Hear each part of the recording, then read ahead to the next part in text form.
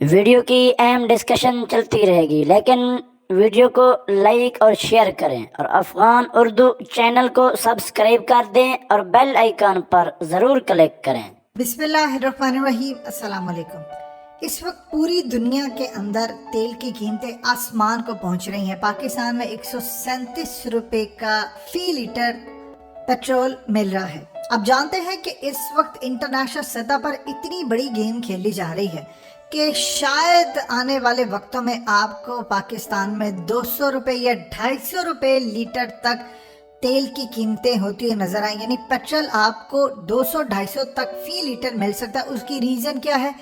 اگر تو انٹرنیشنل سطح پر سعودی عرب کو اور اوپیک کو نہ روکا گیا تو آپ سوچ لیں کہ شاید خانہ جنگی جیسی صورتحال کئی ملکوں میں آپ کو دیکھنے کو ملے گی۔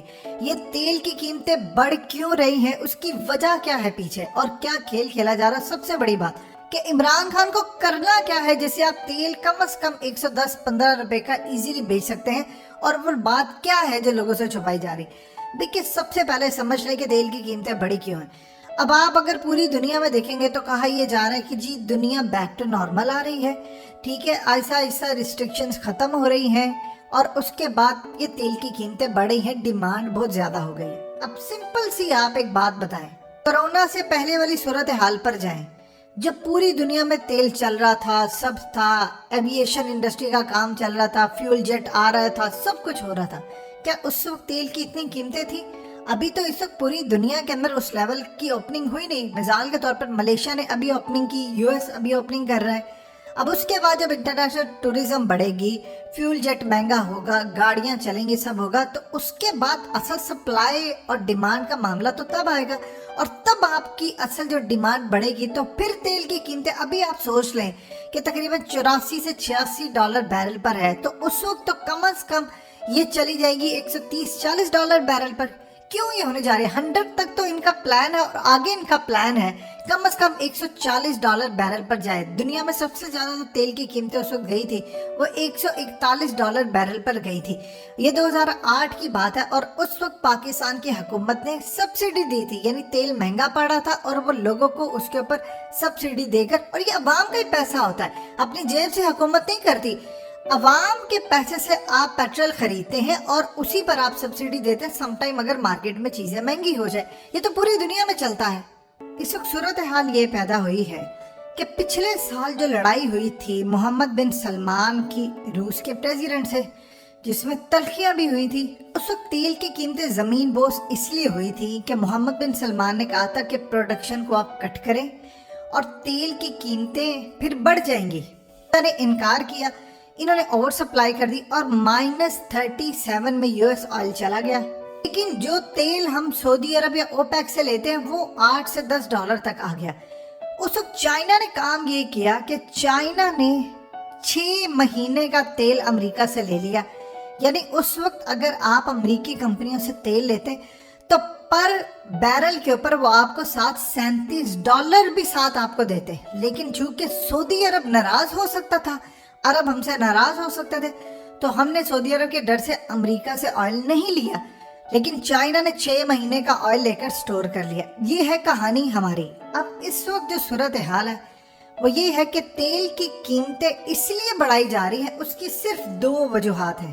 دنیا بھر کے اندر جو پاور جنریٹرز ہیں وہ اصل میں گیس چونکہ مہنگی ہو چکی ہے، کول بھی مہنگا ہو چکا ہے، تو وہ انڈسٹری چلانے کے لیے آئل اور ڈیزل کے اوپر آ رہے ہیں، اس سے ڈیمانڈ بڑی ہے۔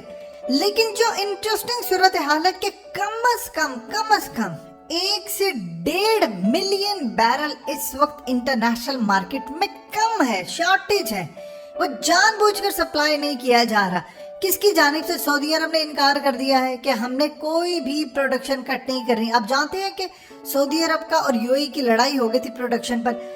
اصل میں یہ جو تیل کی قیمتیں ہیں وہ 50% نیچے صرف ایک دن میں گر سکتی ہیں، اگر آپ سپلائی جو پیچھے تیل کے ممالک کر رہے ہیں، یہ سپلائی کم از کم 1 ملین سے 1.5 ملین بیرل زیادہ کر دیں، یعنی تقریباً آپ سمجھ لیجئے 10 سے 15 لاکھ بیرل آپ اگر مارکیٹ میں پھینک دیں گے تیل کو، تو اس کے بعد آپ کو یہ قیمتیں نیچے آتی ہے نظر آئیں گے۔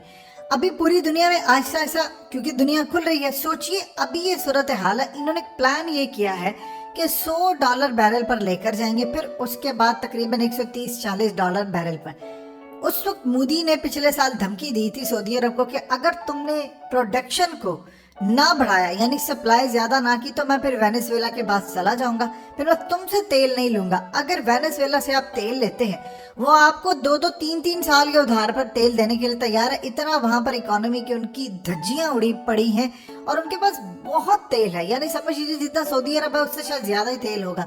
लेकिन अभी रिजर्व निकल रहे हैं, अभी उसके बाद आने हैं तो एक इंटरनेशनल सतह पर आपको पता चलेगा कितना, लेकिन वो तेल देते हैं। हम चूंकि अरबों को नाराज नहीं कर सकते, इसलिए ना हम अरबों को नाराज करके वेनेजुएला के पास जा सकते ना ईरान से।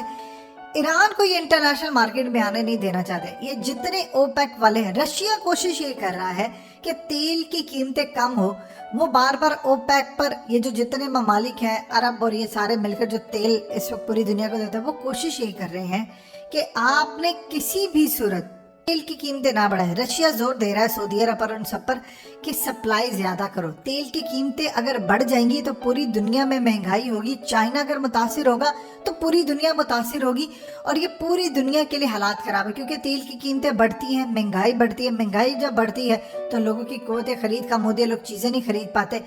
अब अगर सऊदी अरब को धमकी दे सकता है इंडिया, क्योंकि इंडिया बहुत बड़ा कंज्यूमर है तेल का, अगर वो सऊदी अरब के बजाय वेनेजुएला के पास चला जाए तो सऊदी अरब की इकोनॉमी की तो धज्जियां उड़ जाएंगी, जिस तरह चाइना के निचले लेवल पर रशिया के पास जाने से मामला हुआ।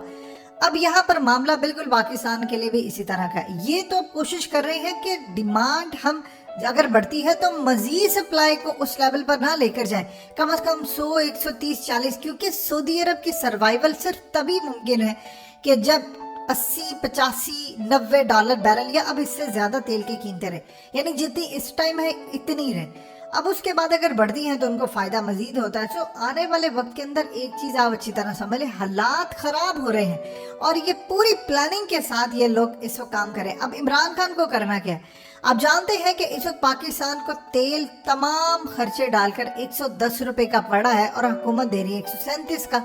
देखिए 2008 में पीपल्स पार्टी की हुकूमत थी, $141 बैरल पर तेल आया था, तो उन्होंने काम ये किया था, सब्सिडी दी थी। IMF ने आपको अभी कहा है कि आपने खास तौर पर फ्लोर, घी, राइस, गैस, इलेक्ट्रिसिटी, इन सब पर सब्सिडी खत्म करें, इसको महंगा करें, क्योंकि जो आपने मेरा कर्ज देना है वो आप इसी सूरत दे सकते हैं कि आप ये चीजें महंगी करें। अब अगर हमने तेल पर भी सब्सिडी दी, सब्सिडी बल्कि देने की जरूरत नहीं है, मिसाल के तौर पर आपको अगर 110 रुपए का पड़ा है तो आप 115 का दे दें, आप टैक्सेस खत्म कर दें। या IMF का प्रेशर है, वो चाह रहे हैं कि आप टैक्स लगाएं, टैक्स लगाएंगे तो आप उनका कर्ज अदा करेंगे। इसमें अवाम का कहां से कसूर है? करेंसी की मार्केट में वैल्यू गिर रही है, क्या अवाम ने गिराई है? दुनिया में आप देखिए चोरों को पकड़ा जाता है, यहाँ पर चोर आजाद। आपने कहा था कि हम चोरों से पैसा निकलवाएंगे, फिर उसके बाद क्या सूरत हाल है?